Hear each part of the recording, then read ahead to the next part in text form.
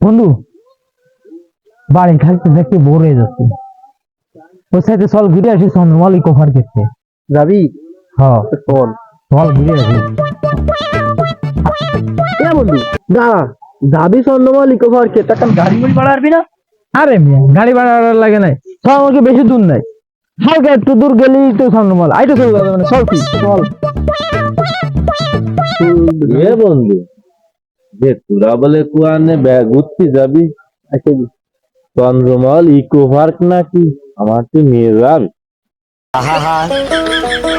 আমি পারি না আর পারি না, আমি কেন রাত দিক টাকা দি নিজেরে দেখ, আমরা কি ভরা আছে তুই তো দেখ, ফেরা মেরে যা যায় ঘুরতে, আমাকে সাথে ঘুরতে যাবি তুই নিজের রাত দিকে তো টাকা দিন, মনে হচ্ছে তুই কেউ সাইড মধ্যে তুই গিয়েছি, আমার কাছে দেখ সেটা আমাকে সাথে ঘুরতে যাওয়া লাগবে না, তোর পকেটে কি টাকা পয়সা আছে, ঘুরতে ঘুরতে যাওয়া লাগবে না, তুই যাই তোর বাবার সাথে দিলি যে কামলা দিকে যা, তাতে কাজে আস।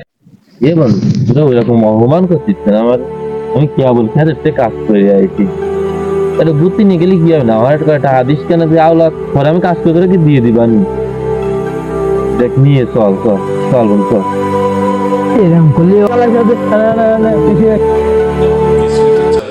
চাইলাম একটু ঘুরতে যেতে, যাদেরকে নিজের ভাই থেকেও আপন মনে করলাম, তারা সামান্য টাকার জন্য আমাকে চেয়ে চলে যাচ্ছে। আসলে টাকা না থাকলে কেউই মূল্য দেয় না। আসলে এই জগতে যার যত টাকা তার ততই সম্মান, যার টাকা নাই তার কোনো সম্মানই নাই।